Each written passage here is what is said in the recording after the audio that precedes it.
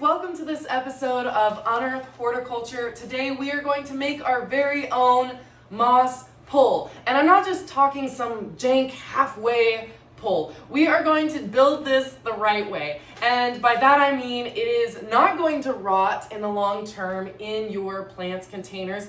It is going to allow for your climbing plants to actually root into the pole, and over the long term, as your plant gets taller and taller, this is going to be segmentable, so you can go ahead and stack your moss pole. So, without further ado, let's dig in. Okay, first let's talk supplies. What are you gonna need to gather before you start this project? What supplies and tools? First off, you need long fibered sphagnum moss. This is really important that it's long fibered because it's gonna make it easier to attach it to the pole when we get to that step. You are gonna need PVC. I like to use 1/2-inch PVC. I got a 5-foot length from my local hardware store. You can get this in varying lengths, but really I couldn't have more than 5 feet because it needed to fit in my car on the way home. All right, 1/2-inch. Then equally you're gonna need dowel rods that fit into that 1/2-inch PVC, and they're marked as a 5/8 inch dowel rod, which I know that seems stupid because 5/8 inch is actually bigger than 1/2-inch, but it's just the way the hardware store works. Don't ask me why lumber is not actually labeled with correct measurements. Anyways, you need super glue or some kind of strong bonding glue that bonds to both PVC and wood. That is very important because we are joining those two things. You may need a snips if at the very least you need a scissors to snip some twine, which brings me to my next, if I can get this close, my next supply. You need twine. You can use different colors. I like to use this garden twine as natural because it matches the moss color, and that's what we're going to use to attach the moss to the pole.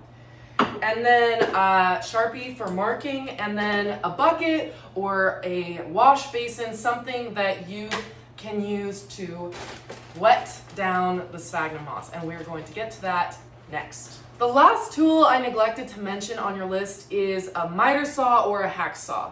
If you have access to power tools or wood shop, a miter saw is really handy because this makes this job go really fast, cutting your dowel and your PVC to length. However, I understand not everyone has access to power tools, so you can equally use a manual hacksaw to get your PVC and dowels to length. That's just something to keep in mind. The first step is to strategize the design of your pole. And that's part of the beauty of making your own moss pole, is that you can actually customize it to the plant you're building it for. In my case, I'm building for a red sun philodendron. It's a hybrid phil that climbs upward. It stacks its leaves in a whirling pattern as it goes. And it's already about 4 years old, so it's quite a beast of a plant. And I've been needing to do this job for just about that long. I started with a 3-foot length of PVC for my base segment. Now, there is no need to do any gluing of the dowel into this segment because the first segment is going to go down into this. The only customized part of this pole that I actually did was I cut a mitered tip so that it would go down into the container with a little bit more ease. I know that this is going to stick between 8 and 10 inches down into the pot just so that it stands upright and doesn't wobble. And so that allows 2 to 2.5 feet of a base segment, and my plant is already that tall. You don't have to start with a 3-foot pole. Because this is a stackable pole that we're making, you can make it a 2-foot pole. Make it shorter than I made it, or maybe you're starting with a much younger plant. You can start with just doing 1-foot segments or 1.5. I would at least recommend 1.5 so that you've got something to stick down into the container. That is part of why I use PVC as my base ingredient, because this does not rot. And if you've ever experienced a moss pole that's made of wood rotting in your pot in a plant that is older, it is very frustrating because typically moss poles are used so that the plant can root into that moss, and it is very difficult to remove a moss pole from a plant after it has rooted into the pole. So PVC is a great component because it's not going to rot in that moist potting mix. Then, after you've designed how tall your base segment's going to be, you're going to cut your stackable segments, the second kind of segment. And I chose to do 1 foot lengths because my fill isn't really growing more than 1 foot per growing season, and I hate to have a pole sticking way up above my plant because I know it's not terrible, but it's kind of ugly to me. It's a personal preference. So these foot lengths are really nice. And they allow me to be a little bit more gradual with training. I cut my dowel, which is going to be inside the PVC, to just slightly shorter than the segment. And the reason this is important is because when you stick this in, and we're gonna glue this in the next step, it's important to allow enough room for the next segment to stack inside, for this joint to stack. And if you were to cut this longer, then the next segment, then you'd have this rando dowel just sticking out, and this is not what you want. You don't want any wood exposed on your pole because moisture can access it and it's gonna make it rottable, and we just don't want that. So it's important to cut those joints, those dowel joints, shorter than the segments that you are going to stack. So let's glue the PVC and the dowel. Now on my first joining segment, I actually made the dowel longer. I broke the rule that I just told you to follow, but that's mainly because I know this segment is going down into my 3 foot base. And the dowel actually serves another function besides just joining these soundly. It also prevents the PVC from bending, and so it gives it some stability. And since this is such a long pole, I wanted to make sure my first segment was really stable, very stable. So I actually glued this one yesterday. It is good to allow the glue to cure for overnight, or at least or up to 24 hours before you start to use it, just because it's good not to cut corners. All right, so when you glue, you are going to put a little bit of glue in the side of the PVC that you are going to stick the dowel into. And I just put it around the entire ring of the mouth of this PVC. And then I made a little mark on my dowel that tells me how far up the dowel needs to go into this segment. And I just start to gradually twist and push this dowel up into that pipe until I reach that marking point. And then, like I said, just gonna set this aside for an overnight, like 12 to 24 hours while that glue cures. It's gonna depend on what super glue you got, how long that cure time is. Just read the packaging.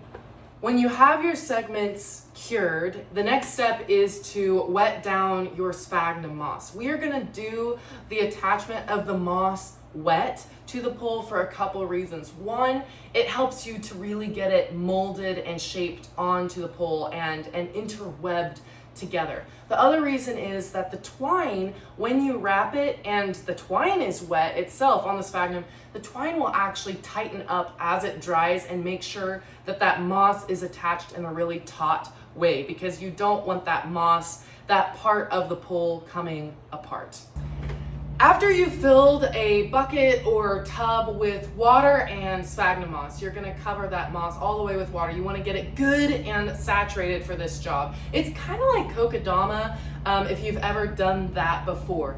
You are going to find a place where you can get messy and wet, because this job is a messy job, but that's what gardening is all about. It's about getting your hands dirty. So whether that's your deck, your porch, your patio, a dry sink on your sun porch, your potting bench, you just need a place where you can get messy, because you're gonna get moss down your shirt, in your mouth, in your hair, on the floor. It's just going to be everywhere. The first thing that you're gonna do is mark on your PVC where you want to start the moss pole, because we're dealing with our base segment here. So obviously you can't cover the whole pole because it's going to go into the potting mix. So mark that spot so that you can really see it to get you started. Then you're gonna take a big handful of moss and squeeze out as much moisture as you can. You want this to be damp and malleable, but you don't want it to be soggy and dripping wet, because that makes this job a lot more difficult. Then you are going to take your twine, and I cut mine into segments of 2 feet each to make it easier to wrap around the pole as I go. But you're welcome to maybe use a ball of twine that's really a lot smaller and wrap that way. It's just I didn't want to take my giant ball of twine around this pole. So I'm going to knot segments of this twine as I go and need more length of twine. So you're just going to mold that sphagnum moss around the pole, and there is no great way to do this. So do this with the friends that don't make you self-conscious, or don't do it in front of a camera like I'm doing it. But you're going to mold that, and then you are going to wrap your first round of twine, tie a knot, and then you're just going to repeat the process of taking a clump of moss, squeezing out the water, molding it around that PVC, and then wrapping that twine really tight as you go. And you're just going to work your way up the pole. Honestly, the longer the pole, the more difficult this job is because it's less maneuverable. But then once you get all the way to the top, you've gone around one time, you're trying to keep it as even as possible, as evenly dense as possible, consistent up the pole. Then you're going to tie a knot, tie off your twine at the top, and then you're going to go the reverse direction with another round of twine to really get that moss stabilized on the pole. You can see why long fibered sphagnum moss is important for this job, because if it was any finer than this, it would be very difficult to get that moss to stay put, to be malleable to the pole. So just gonna tie a knot at the top, tie it off, and then wrap it down the back, the reverse direction, and be very tight about it. Knot it off. I'm going to actually use some glue at the bottom to make sure that that twine doesn't come unknotted at the base. And then there you have it. You have your first segment, your base segment of a moss pole. You don't want it to be too tight. I mean, I've got it pretty tight so it doesn't fall apart here, but you don't want it to be so tight that your plant can't like root into it. You want it to be able to hold some moisture, because the best way to get your plant to root into that pole is by keeping it wet, because roots sense moisture. So you want it tight enough not to fall apart, but not so tight that your plant can't root into that moss. You kind of get a feel for it. If this is your first time making a moss pole, don't sweat it. You know, you're allowed to make mistakes. The beauty of this design of moss pole is that you can redo it if you need to. So, on to the next segment.